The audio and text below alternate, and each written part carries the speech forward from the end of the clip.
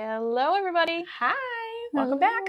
Yes, we are here with Ask an IBCLC. I am Ashleigh from Wisco Lactation. I am Molly from Wisco Lactation. Today we're going to talk about Cluster feeding. Cluster feeding, or otherwise known as the witching hour.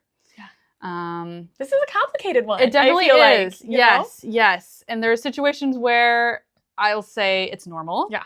And there's situations where I'm like, not. That is not normal. So it's going to be very dependent on the situation and your baby, and kind of knowing your baby a little bit too. Right. Yeah. And for those that don't know, cluster feeding or witching hour is usually, and I'm going to say usually because every baby's different, in those dinner time-ish hours, like early evening, can go a bit later than that. And it's basically what it is the baby wanting to eat many times in a row. Or just like be near the breast. Yes. Constantly. Yes. Because a lot of times they'll latch on and then they'll come off crying.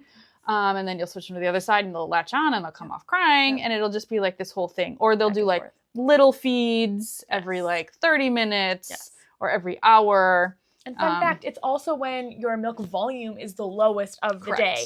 Highest in fat content, so we get a little even out there. But the babies are smart and they're like, hey, I'm not getting that solid belly full right now. Yeah. So when would you say is a normal situation? So I would say normal situation would be like maybe in conjunction with a growth spurt, and it doesn't last, for days and days on end. Yep. Or, it's not lasting for an excessive amount of hours. Or they're not wanting to eat every 10 minutes off and on, off and on, off and on. Right. Yeah. And I think it's also important too, like, if your baby is not gaining weight super great, or they're not having super solid diaper output, or, they're kind of fussy all the time and cluster feeding, that would be a little bit of a red flag for me. Definitely. But if it's, they're gaining weight well, milk supply is robust, we're having good diaper output, and then, every couple weeks you're getting like a little bit of a cluster feeding period, that's where I would say more normal. Yeah, for sure. Yeah. So definitely some things to think about if your baby is cluster feeding. Yep. Could be normal, could be a red flag.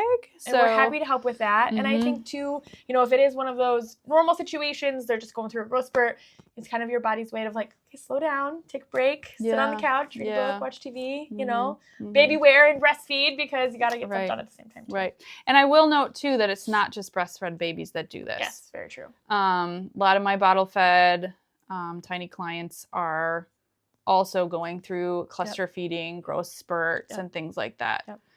So I do have a conversation with my clients also about soothing methods surrounding that too. What are your favorites? I'm a huge fan of baby wearing.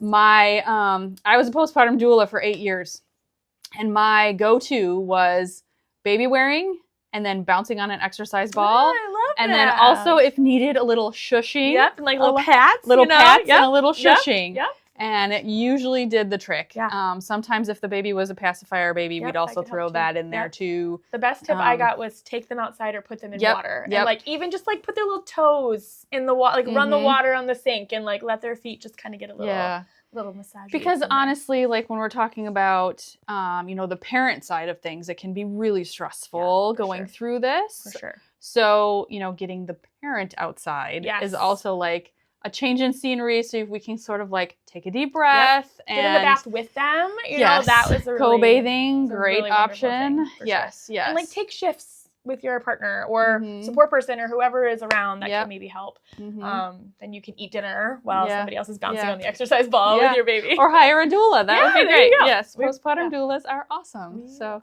yes. Awesome. Okay. Yeah. Cool. Well, thanks so much for joining us today. We appreciate it. Yeah. If you have any more questions, feel free to reach out to us on our website and book a consult at www.wiscolactation.com. Hey. Yeah. Bye, guys.